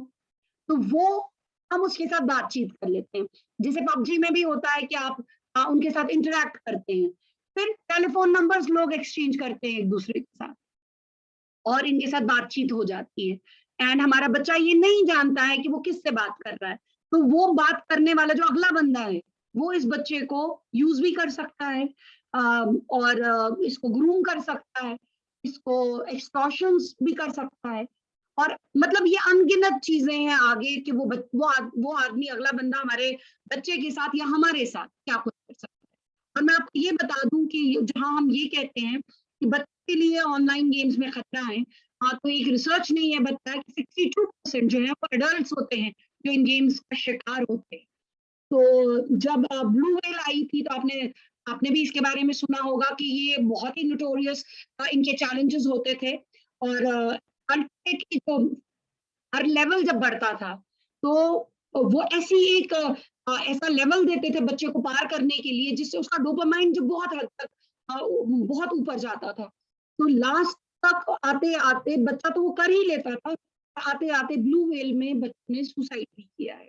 इन इंडिया में भी ऐसी बहुत सारी हमारे पास ये रिपोर्ट्स हैं कि यहाँ भी ब्लू व्हेल की वजह से बच्चों ने जो है वो सुसाइड किया। तो कहने की बात यही है कि ऑनलाइन गेम्स भी एडिक्शन की तरह हैं और हमारे बच्चों के लिए नुकसानदेह हो सकती हैं। एक जुडिशियल इस्तेमाल बताइए बच्चों को और उन्हें कहिए कि जो भी पार्टनर आपका बनता है ऑनलाइन, उससे बहुत ज़्यादा फ्री होने की ज़रूरत नहीं है। गेम में रहिए, निकल जाइए, उसके साथ पर्सनल इन्फॉर्मेशन शेयर करना, नाम, पता, कहाँ से हो, कहाँ से नहीं हो, टेलीफ़ोन नंबर, कोई माँ-बाप का क्रेडिट कार्ड नंबर, कुछ भी शेयर करने की कोई भी ज़रूरत नहीं है। तो ऑनलाइन बारे में हमने आपको बताया। To be very honest, I heard these for the first time. Thank you so much इम्तियाज़ साहब। अभी हम इस पे बात भी करेंगे आप लोगों के साथ। तो ये ऑनलाइन गेम्स जो हैं याद रखिए जब आपका बच्चा आपसे मोबाइल फ़ोन लेता है ना, अक्सर आजकल ये होता है कि मोबाइल फ़ोन ले रहा है आपसे और आप क्या करते हैं कि वो आपको वापस दे जाता है। लेकिन प्लीज़ अपने मोबाइल फ़ोन में हमेशा हिस्ट्री चेक करिए या वो लैपटॉप पे काम कर रहा है, तो हिस्ट्री चेक करिए बच्चे की। बच्चे ने क्या-क्या देखा है आप गूगल में भी हिस्ट्री आती है। आपका जो मोबाइल है इसमें जब आप सर्च करते हैं, वहाँ भी आप क्लिक करेंगे वो जो 3 डॉट होते हैं, उन 3 डॉट्स क्लिक करके आप क्लिक करेंगे तो हिस्ट्री आएगी। फिर जितनी साइट्स देखी होंगी वो आपको पता चलेगी ये कहाँ-कहाँ गया है। तो आप आराम से बच्चे के साथ कन्फ्रंट करने की ज़रूरत नहीं है, पहले उन साइट्स को देखिए। ये कहाँ गया है, इसने क्या-क्या देखा है। तो उनको देखने की ज़रूरत है। बच्चे ज़्यादा तेज़ हैं हमसे। याद रखिए कभी-कभी वो हिस्ट्री डिलीट करके आपको दे देते हैं। जैसे कहिए कि एक शर्त में मैं आपको फ़ोन दूँगा, आप हिस्ट्री डिलीट नहीं करेंगे। आप हिस्ट्री रिट्रीव भी कर सकते हैं, उसका भी एक तरीका है। तो हम आपको फिर कभी बताएँगे कि कैसे रिट्रीव करते हैं आप हिस्ट्री को। बच्चे से कहिए कि वो हिस्ट्री डिलीट ना करे। तो वो अगर करता है तो समझिए कोई गड़बड़ है। यूजुअली बच्चे को अगर बच्चा कोई गड़बड़ी नहीं कर रहा है तो वो हिस्ट्री डिलीट नहीं करेगा। लेकिन अगर आपको फ़ोन में आपके सर्च की हिस्ट्री डिलीटेड मिलती है तो समझ जाइए कि बच्चा कोई गड़बड़ी कर रहा है। तो कोशिश करिए और बच्चे को हमेशा बोलिए या आप भी जब जाते हैं, जब आप किसी दूसरे का कंप्यूटर इस्तेमाल करते हैं तो इनकॉग्निटिव मोड आता है कंप्यूटर में जब आप ये करते हैं गूगल सर्च करते हैं तो इनकॉग्निटिव मोड भी होता है जिसमें जब आप जो कुछ वहाँ पे लिखेंगे इंटरनेट पे तो रहेगा लेकिन उस सिस्टम में नहीं रहेगा। जिस सिस्टम पे आप काम काम कर रहे होंगे, जो आपने किया होगा वो उनको दिखेगा नहीं जिसका वो कंप्यूटर होगा। तो इनकॉग्निटिव मोड इस्तेमाल कीजिए जब भी आप किसी और के कंप्यूटर पे आप सर्फ करते हैं। लेकिन बच्चों को ध्यान रखिए कि वो इनकॉग्निटिव मोड इस्तेमाल ना करें आपके, लेकिन उन्हें ये कहिए कि बाहर जब वो जाते हैं तब वो इनकॉग्निटिव मोड इस्तेमाल करें किसी और के कंप्यूटर पे जाके। तो आप अपने आपको प्रोटेक्ट करेंगे। Never share your parents credit card details. बताइए अपने क्रेडिट कार्ड डिटेल्स या अपने पेरेंट के क्रेडिट कार्ड डिटेल्स किसी से ना कहें। Never install games from free online game site. कभी भी फ्री ऑनलाइन गेम साइट से जो है गेम्स को इंस्टॉल मत कीजिए, उनमें असली वायरस और अपने ये जो है मालवेयर्स वगैरह, ट्रोजन्स वगैरह होते हैं। Never download games from by clicking sites, जैसे कि मैंने कहा पहले ही कि कोई भी मैसेज में आपको कोई लिंक आता है उसे क्लिक मत करिए। Always install a good antivirus on your computer और स्मार्टफोन दोनों। आप में से कितने लोग हैं जिन्होंने स्मार्टफोन में अपने एंटीवायरस डाला है? कोई है बताएगा मुझे? किसी ने किया है? कोई भी? नो नो, मुझे लगता है मैक्सिमम लोगों ने नहीं किया होगा। तो कोशिश कीजिए, अगर आप एंड्रॉइड इस्तेमाल करते हैं अपने स्मार्टफोन्स में भी आपके लिए एंटीवायरस आता है, कोशिश करिए एंटीवायरस डालिए और ताकि आप अपना जो डेटा है उसको सेव करें। Never share your password with anybody, इस पे हमने बात की पहले।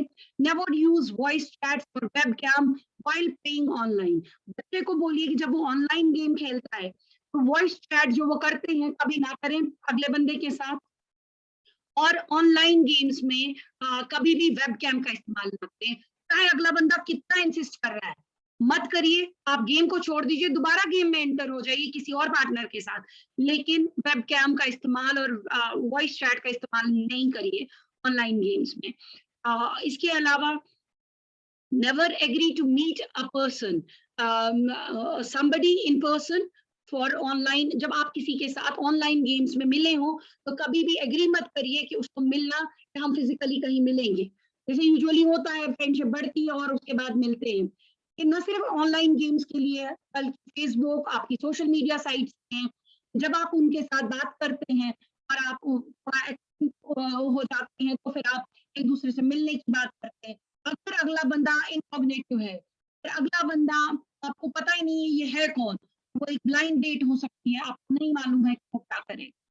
अगर बहुत मजबूरी है, आपको बहुत जज्बात है और आप मिलने की बहुत तड़प है आप लोगों को, मैं बहुत ब्रूटल हूँ बोलने में, कि होता है कभी कभी ऐसा कि नहीं यार मिलना ही है, मिलना ही है, अकेले कभी मिलने मत जाइए। ये याद रखिए कि अपने किसी कॉन्फिडेंट को साथ लेके जाइए, किसी को कॉल कीजिए, किसी को अपनी इंफॉर्मेशन, ये आपको पता होना चाहिए दूसरे बंदे को साथ। और तब भी चाहे कितनी भी आपकी दोस्ती हो जाए, पर्सनल इंफॉर्मेशन शेयर मत करिए। अपना डेट ऑफ बर्थ, अपना एड्रेस, अपना फोन नंबर किसी भी सोशल मीडिया साइट पे मत रखिए। ये आपकी प्राइवेसी को सबके सामने लाएगा और आपको बहुत मुश्किल हो जाएगी। तो जब हम आगे देखते हैं तो बहुत लोगों को, जब बच्चे हमारे होते हैं उनको जॉब कॉल लेटर्स आती हैं, जैसे ये जॉब कॉल जो है लेटर जो है एक ये शायद रेलवे की है, गवर्नमेंट ऑफ इंडिया की तरफ से है, लेकिन फेक है। ये लोग क्या करते हैं कि ये देखते हैं किस किसने फॉर्म भरा है और उनको जॉब कॉल वो करते हैं, लेटर भेजते हैं। आजकल बहुत सी फेक लेटर पैड्स बनते हैं, बिल्कुल वैसा ही जैसा ओरिजिनल होता है, और कॉल करते हैं, लेटर्स भेजते हैं और बुलाते हैं इन लोगों को वहाँ करप्शन के नाम पर, एक्सटॉर्शन के नाम पर, सेक्स के नाम पर, फिजिकल होने के नाम पर नौकरी देने का की बात की जाती है। और ऐसे फेक जो है जॉब कॉल लेटर्स भी आ सकते हैं। जब आपको उनने कहीं अप्लाई किया हो तो उनकी ओरिजिनल साइट पे जाके देखिए कि उन्होंने जॉब कॉल के लिए हमें इंटरव्यू के लिए बुलाया भी है कि नहीं बुलाया है, जॉब के लिए बुलाया है कि नहीं बुलाया। अगर मैंने अप्लाई किया है तो कोशिश कीजिए कि इस तरह के किसी भी बखेड़े में मत पड़िए। तो चेक कीजिए, रीचेक कीजिए ओरिजिनल साइट्स पे जाकर। अगर आपके शहर में ही ऑफिस है तो उस ऑफिस में जाके पूछिए कि क्या आपने ऐसा बुलाया है हमें, तो ये लेटर मुझे आई है।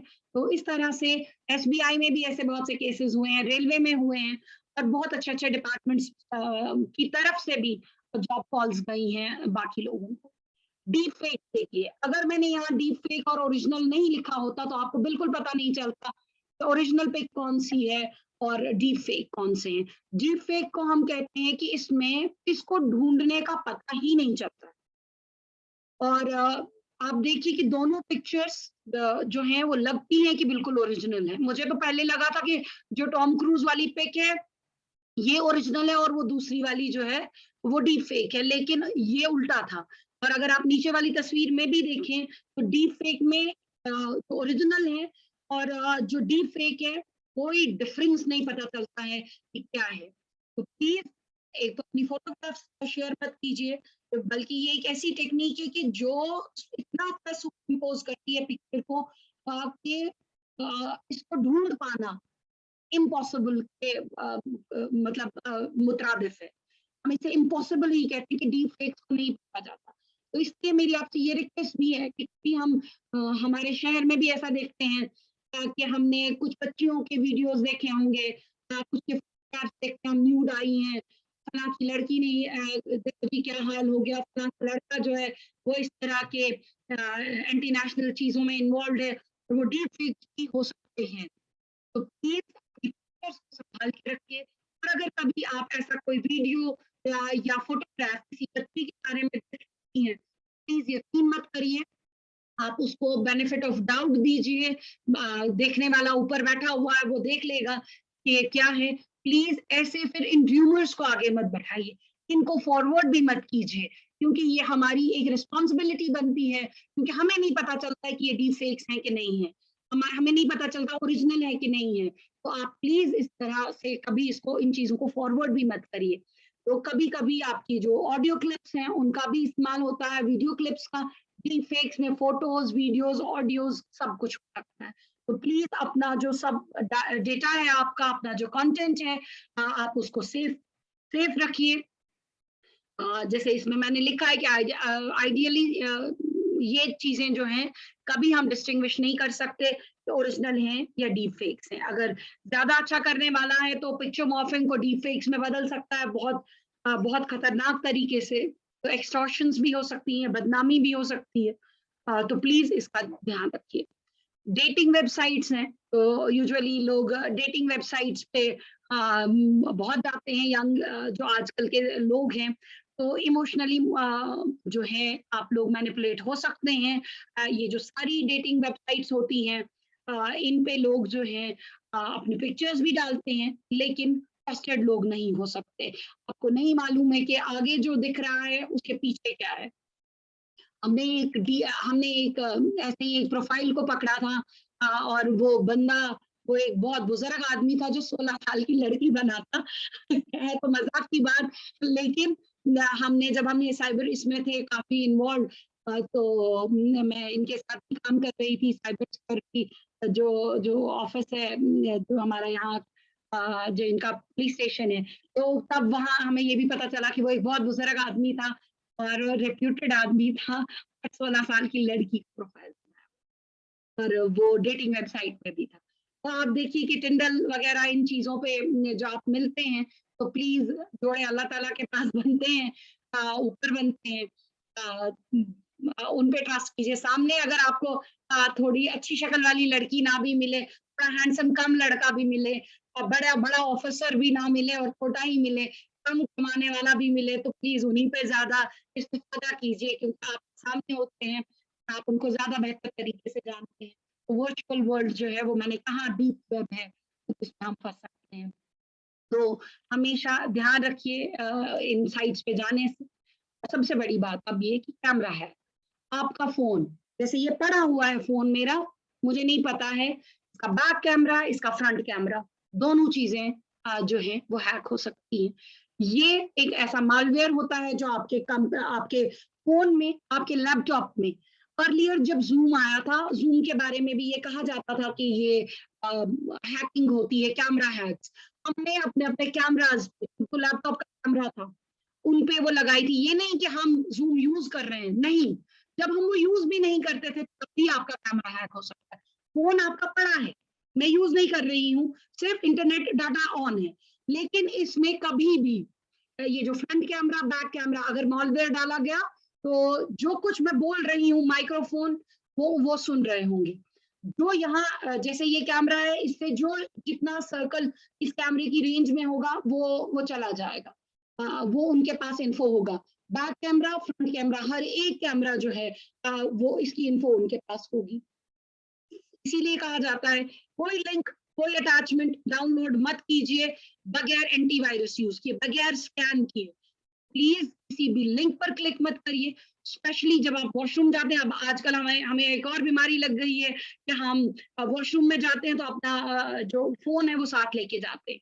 तो प्लीज ऐसा मत कीजिए। आपके पास मोबाइल फोन पड़ा है तो जरूर इसको ऊपर रख के कवर कर दीजिए।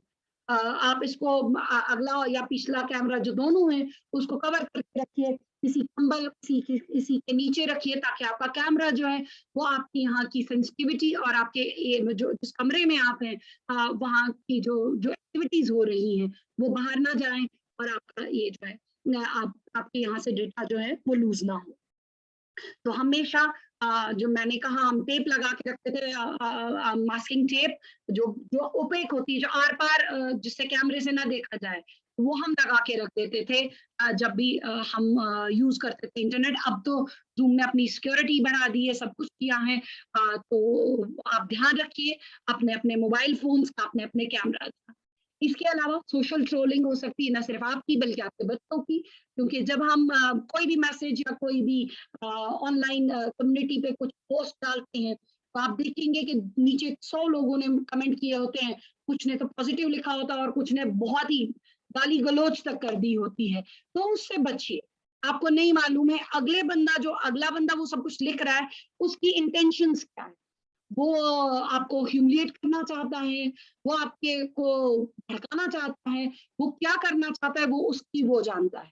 इसलिए ऐसे कभी भी जब आपके सोशल मीडिया पे जो आप शेयर करते हैं उसमें जो कुछ आता है प्लीज आप उसको रिस्पॉन्ड मत कीजिए, और आप ये ध्यान रखिए कि किसी ने आपको भड़काने वाला कोई भी मैसेज लिखा उसको कभी भी आगे से रिस्पॉन्ड मत कीजिए। सोशल ट्रोलिंग हो सकती है और आपकी बेइज्जती भी इसमें हो सकती है। तो इंडल्ज कभी भी ट्रोलिंग के किसी भी तरह के मैसेज में आप मत जाइए, मत होइए, और अपने जो पोस्ट हैं उनकी आपकी एंडोर्समेंट किसी की भी जरूरत नहीं है कि आप अच्छा लिखा है या बुरा लिखा है, वो आप जानते हैं आपने क्यों लिखा है। किसी ने तारीफ कर दी तो कर दी, किसी ने मुखालफत लिख दी तो लिख दी, कोई टेंशन नहीं है। क्योंकि मैंने ये भी देखा है कि जो लोग जिनको सोशल मीडिया पे हजारों लाइक्स होते हैं, जब वो फील्ड में आते हैं, जो फिजिकल वर्ल्ड में आते हैं, तो उन्हें शायद 10 लोग भी पसंद नहीं करते। तो सोशल मीडिया और वर्चुअल वर्ल्ड के लाइक्स, फॉलोज और अनलाइक्स कोई भी चीज मैटर नहीं करती है, इसलिए इंडल्ज मत होइए किसी भी चीज में। एक और आती है पॉन्जी स्कीम, जिसको हम कहते हैं, ये इन्वेस्टमेंट स्कीम्स हैं, ये भी इंटरनेट पे भी हो सकती हैं और नॉर्मली भी आजकल बहुत कुछ हो रही हैं कि एक मेंबर बनता है, वो 2 और बनाता है, 2-4 और बनाते हैं, कुछ ऐसा आता है आइटम्स के लिए, कभी पतले होने के लिए, कभी मोटे होने के लिए, कभी हेल्थ के लिए, कभी किसी चीज के लिए। तो इस तरह की स्कीम से भी बचिए, सारी मिलिशियस स्कीम्स हैं। ये सिर्फ एक बंदे को फायदा देती हैं जो सबसे ऊपर होता है। आपको पहले पहले लगता है कि बहुत फायदा हो रहा है, लेकिन हो कुछ नहीं रहा होता है। तो रिकवरी जो है आपके लॉसेस की पॉसिबिलिटी नहीं है इस तरह की स्कीम्स में। इससे बचिए। कोई भी चीज मैंने आपको पहले ही कहा कि फ्री नहीं होती, तो ध्यान रखिए जब आप कोई चीज फ्री मिल रही है तो दैट मीन्स आप रहे हैं, आप प्रोडक्ट हैं। तो याद रखिए कि कोई चीज फ्री नहीं मिलेगी, किसी में आपका फायदा नहीं है, मैं आपको सजेस्ट कर रही हूँ तो मेरा फायदा होगा ज्यादा, जाहिर सी बात है आपका थोड़ा कम होगा या कभी कभी होता ही नहीं है। तो पॉन्जी स्कीम से बचिए। इसके अलावा भी फेक मैट्रिमोनियल प्रोफाइल्स हैं, कि मैंने कहा कि लड़का था, अंकल था एक जो 16 साल की बच्ची बना हुआ था। तो इस तरह के जो जो प्रोफाइल्स हैं इनसे बचिए। मैंने हाल ही में मैं बहुत जब मुझे फ्रेंड रिक्वेस्ट आती है मैं बहुत ज्यादा देखती हूँ, लेकिन गलतियां बहरहाल हम सबसे भी होती हैं। तो मैंने एक प्रोफाइल देखा, एक लड़की है, वो एयर होस्टेस है कहीं, और उनकी तरफ से मुझे फ्रेंड रिक्वेस्ट आई। फ्रेंड रिक्वेस्ट में जब देखा, बहुत सुंदर सी प्यारी सी लड़की और बहुत सारे फ्रेंड्स के साथ, और बहुत सारी, बज़ाहिर वो बहुत अच्छा प्रोफाइल था, लड़की का प्रोफाइल था, और मुझे जब रिक्वेस्ट आई तो लड़की की तरफ से थी। मैंने अभी यस नहीं किया था, but I was just checking her profile. तो मैंने देखा तो उन्होंने जो पोस्ट किया था वो दूसरे बंदे को उन्होंने जैसे हम टैग करते हैं ना अपने फ्रेंड्स वगैरह को, तो उन्होंने दूसरे बंदों को टैग भी किया था, 2-4 लड़कियों को। और जब मैंने बाई चांस उन पे भी मैंने क्लिक किया तो मैंने देखा ये सिमिलर बहुत सुंदर सुंदर प्यारी सी खूबसूरत सी लड़कियां हैं। और मैं जब एंड तक गई तो वो सारे 5 प्रोफाइल्स जो थे वो एक साथ बने थे, एक ही डेट में बने थे।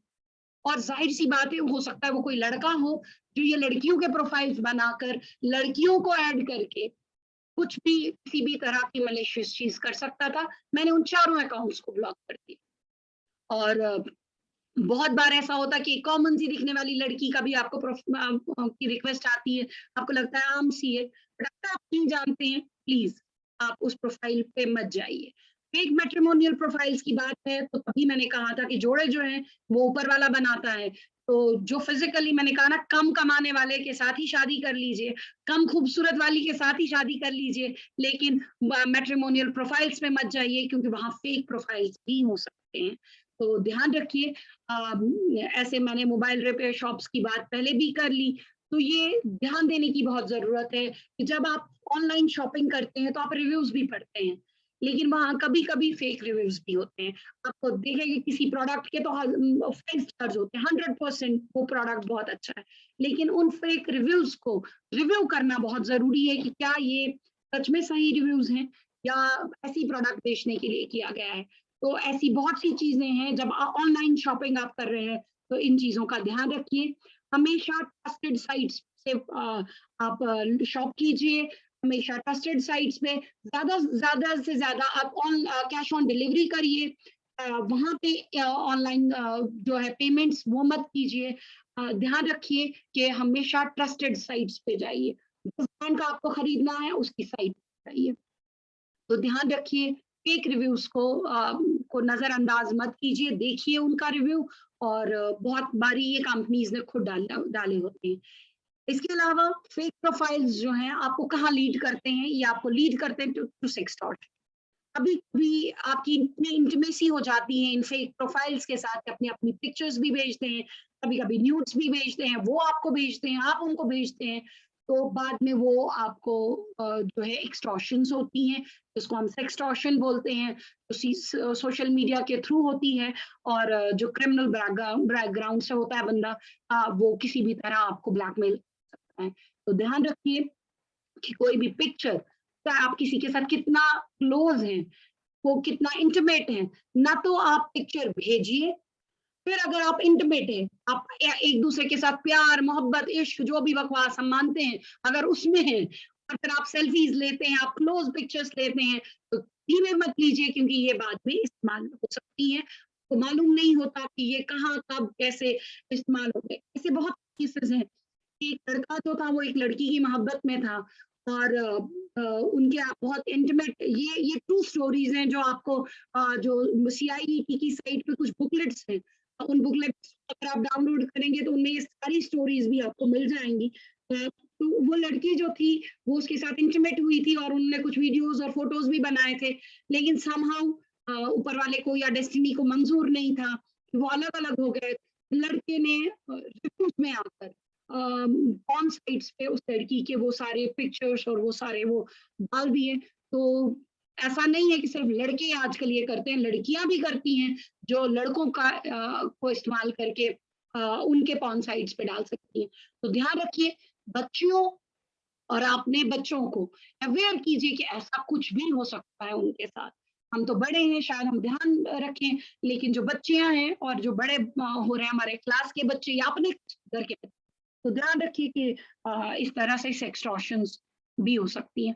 साइबर वल्चर्स हैं यही लोग जो इस तरह के सिनेरियोज में हम सबको डालते हैं, और जो बिजनेस में आपका जो पैसा है वो हैक कर सकते हैं, आपके प्रोफाइल्स, आपका डेटा, सब कुछ ये साइबर वल्चर्स में आता है। तो कभी भी your need and your greed जो है, it should be agreed and balance by your own, ये आपको आपकी जो डिजायर्स हैं उनके साथ।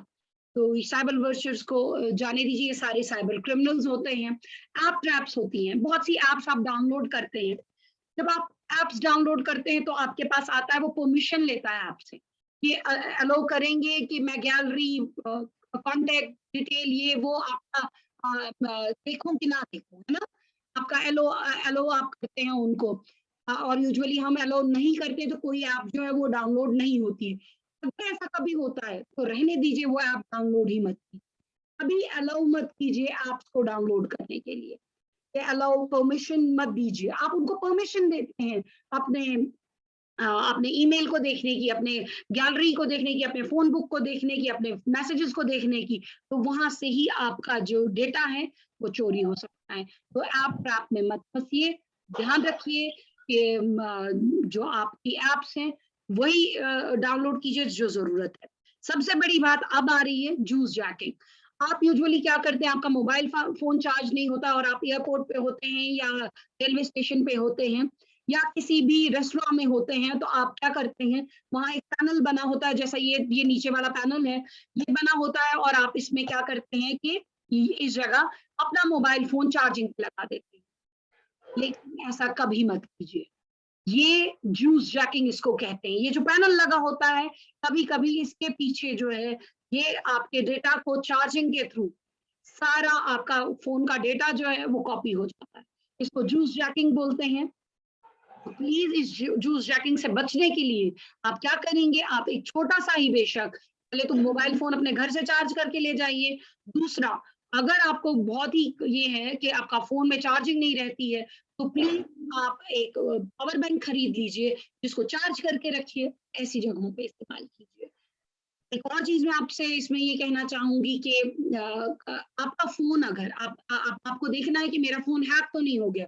अगर आपका फोन इस्तेमाल करते ही जल्दी जल्दी, यूजुअली फोन आपका ठंडा रहता है, लेकिन अब आप इस्तेमाल कर रहे हैं, आप मैसेजेस कर रहे हैं और आपको लगे आपका फोन जो है वो हीट अप हो रहा है, एक इंडिकेशन है आपका डिवाइस जो है वो हीट अप हो रहा है, तो समझिए हैकिंग हो सकती है, आपका फोन हैक हो सकता है, आपका फोन जो है पिस्ड है, आपका फोन जो है वो उसमें वायरस, आपका मालवेयर या ट्रोजन कुछ भी हो सकता है। तो ये एक इंडिकेशन है, आपके फोन जब गर्म होने लगे समझ जाइए कि बहुत बार ऐसा भी होता है कि आपकी बैटरी ड्रेन आउट होती है काफी टाइम, मतलब आपकी बहुत पुरानी बैटरी होती है या बहुत पुराना फोन होता है, तब वो गर्म होता है। लेकिन अगर आपका फोन नया है और ज्यादा पुराना भी नहीं है, तो वो अगर गर्म हो रहा है तो समझिए कि कहीं आपका फोन हैक हुआ हो।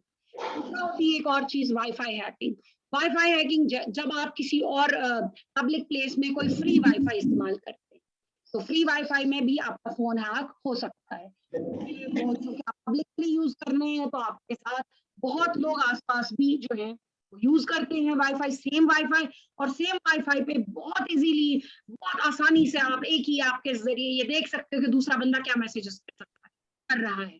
तो क्या वो आपके फोन में आपका मालवेयर है, कभी भी पर्सनल जो प्राइवेटली कभी भी पब्लिक स्पेस में जो पब्लिक वाईफाई है उसका इस्तेमाल मत कीजिए।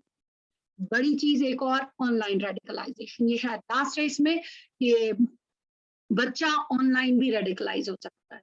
आपको नहीं मालूम है कि जो अगला साइबर क्राइम क्रिमिनल है वो हो सकता है एक टेररिस्ट प्रोपेगेंडे का हिस्सा हो, वो किसी एक खास तबके का हिस्सा हो, एक्सट्रीमिज्म का हो, प्रोपेगेंडा का हो, रेडिकलाइजेशन का हो। आपको नहीं मालूम है वो किस पार्टी के साथ है और आपको फंसाना चाहता है, वो किस सोशल ऐसे उनके साथ है जो क्रिमिनल एक्टिविटीज को बढ़ाते हैं। आपको नहीं मालूम है कि आप किस तरह से रेडिकलाइज हो सकता है। वो बच्चे की चॉइस देखेंगे, उसके मुताबिक उसके साथ डील करेंगे और उसको अपना बना के ग्रूम करेंगे, अपने मुताबिक उसको न सिर्फ ग्रूम करेंगे, रेडिकलाइजेशन में कभी अब्यूज के लिए भी बच्चों को इस्तेमाल किया जा सकता है। तो ध्यान रखिए, बच्चे को वल्नरेबल सिचुएशंस में मत डालिए। तो बच्चे की हिस्ट्री जरूर चेक करिए। बच्चा ग्रूम हो सकता है न सिर्फ रेडिकलाइजेशन के लिए, बल्कि वो आपका कोई अपना जानने वाला रिलेटिव भी बच्चे को ग्रूम कर सकता है तो सेक्सुअल अब्यूज। तो इसका भी ध्यान रखिए कि ऐसा जो बंदा होगा वो आपके बच्चे के साथ इनिशियली कम्प्लेंट्स देगा, गिफ्ट्स देगा, वहां पे अच्छी अच्छी उसकी फोटो पे तारीफ करेगा, उसकी पोस्टों की तारीफ करेगा, उसके बाद फोन नंबर देगा, ऑब्सीन मैसेजेस उसको भेजेगा, अपनी न्यूड्स भेजेगा, जैसे फोटोग्राफ्स भेजेगा, या कभी कोई ऐसा वीडियो देखेगा, चेक करेगा बच्चा किस तरफ जा रहा है। अगर बच्चे ने थोड़ा सा भी रुझान दिखाया तो बच्चा जो है वो एक्सप्लॉइट हो सकता है। तो ध्यान रखिए, आपका ऑनलाइन ट्रांजैक्शन की हमने बात की, अपना सीवीवी नंबर, जो डिटेल्स है आपके एटीएम की वो किसी के साथ शेयर मत करिए। तो ये थे सारे साइबर क्राइम्स जो मेजर हमने सोचा कि आपके साथ शेयर किया जा सकता है। लेकिन अब अल्लाह रहम करेगी ये सब कुछ आप पहले तो एहतियात जरूरी है। मैं हमेशा कहती हूँ before react and response just prevent and protect. तो उससे पहले ही प्रिवेंट करिए। लेकिन अगर बाई चांस ऐसा हो गया हो और अब आपको रिपोर्ट करना है तो रिपोर्ट कीजिए, आपको कानूनी तौर पर हक है कि आप रिपोर्ट करेंगे। साइबर क्राइम्स को लोकल पुलिस स्टेशन में भी आप कर सकते हैं। इसके अलावा हमारे पास जो है लोकल पुलिस स्टेशन के अलावा हमारे पास साइबर पुलिस स्टेशन हैं, जम्मू में है और श्रीनगर में है एक, जहां आप FIR कटवा सकते हैं साइबर क्राइम क्रिमिनल्स के खिलाफ। ऑनलाइन पोर्टल्स हैं हमारे पास, उन पे जाके आप, मैं उस पर भी जाऊंगी। एक तो ये है ये cybercrime.government.in, इस पर आप जाके रिपोर्ट कर सकते हैं कोई भी क्राइम अगर आपके साथ हुआ है। इसके अलावा आपके हर डिस्ट्रिक्ट में एक सेल है, साइबर क्राइम सेल है, आप उस पर रिपोर्ट करिए। आपके SP जो हैं, DSP जो हैं, वो आपके जो ये इसको है साइबर क्राइम्स को आपके उनको सुनेंगे। बहुत बार FIR कटवाने की भी जरूरत नहीं पड़ती और वो आपकी मदद कर देते हैं। और ये देखिए, ये कुछ साइट्स हैं, अगर आप चाहें तो इसका एक स्क्रीनशॉट ले लीजिए। और मैं आपको बताती हूँ, ये cybervolunteer.mha.government है, ये गवर्नमेंट की साइट है। ये आपको वॉलंटियर करवाएगी। आपको अगर आपको कोई साइबर क्राइम आपने देखा है या कुछ है तो इस पे आप जा सकते हैं। cybercrime.government.in, इस पे आप जा सकते हैं।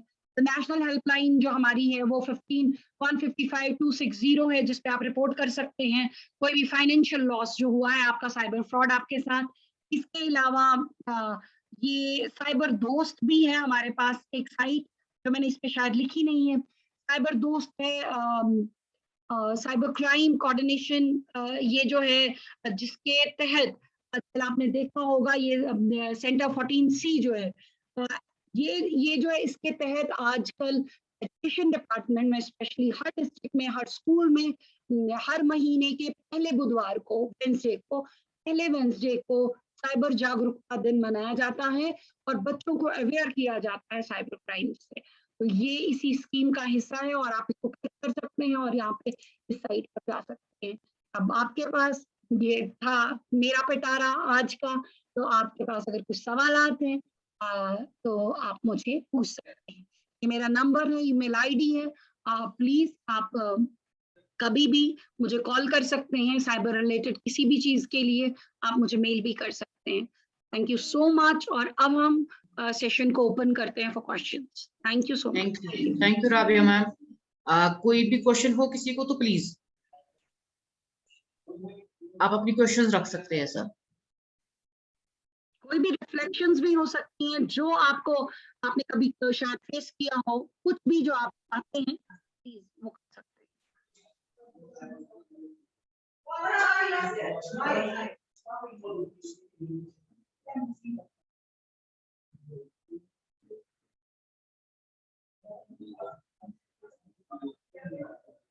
हेलो, कोई भी आप में से रिस्पॉन्स दे सकता है प्लीज। आप if you have any query or you want to say something, कुछ भी बोलना चाहते हैं। जैसे दीपिका मैम ने लिखा है thank you so much, it's informative session, आप बोल भी सकते हैं मैम अभी, because we have time with us, अभी हमें 10-15 मिनट है, तो आप बोलिए, unmute yourself. Yes yes please please कुछ Qurat ma'am, Qurat ma'am unmute yourself.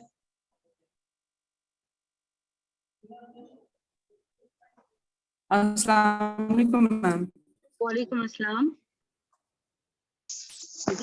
Ma'am मेरा एक क्वेश्चन है, आपको बोल रहे हैं हमारा जो प्रोफाइल है ना, हाँ जी। उसमें जो है वो हैक हो जाता है जब हमारा पासवर्ड होता है।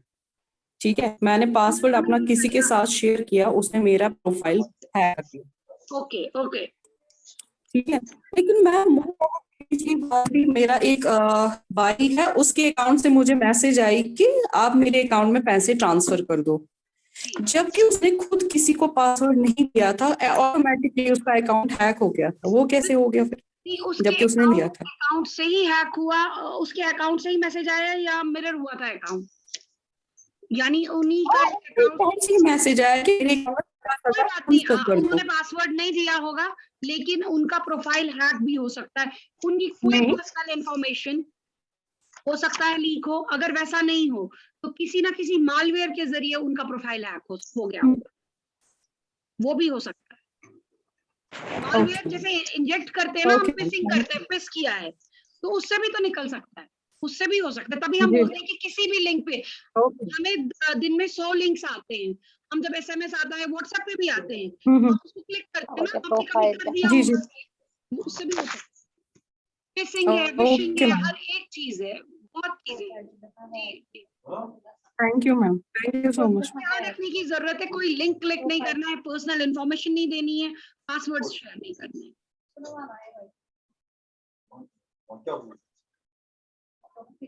और कोई कुछ भी आपका कोई एक्सपीरियंस ही शेयर करना चाहे?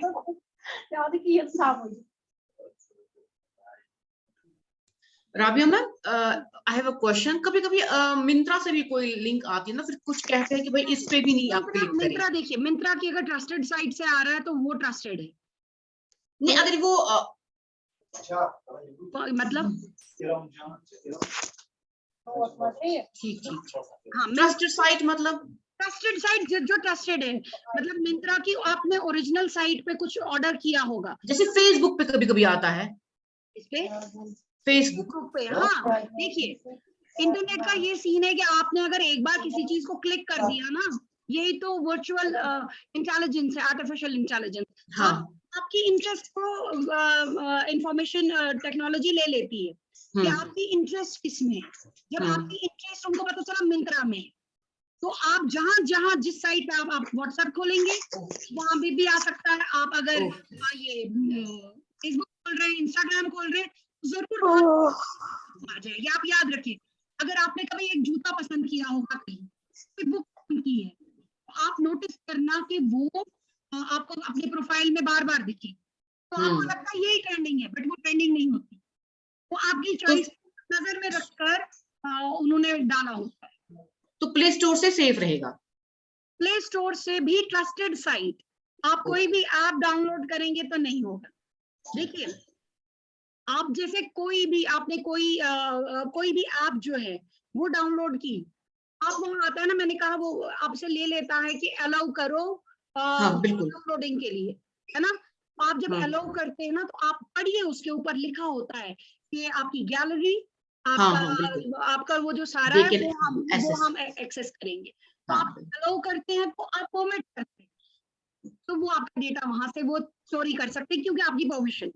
आप क्या करिए वहां पे। Hello Oppo A12 somebody has raised his hand. हाँ please go ahead.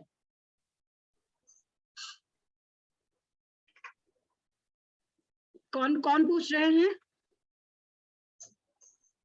I think Oppo A12 has raised his hand. हाँ, Oppo A12 ये कौन है? Please Unmute yourself. Oppo A12. Hello हाँ please go ahead. Unmute yourself, ma'am.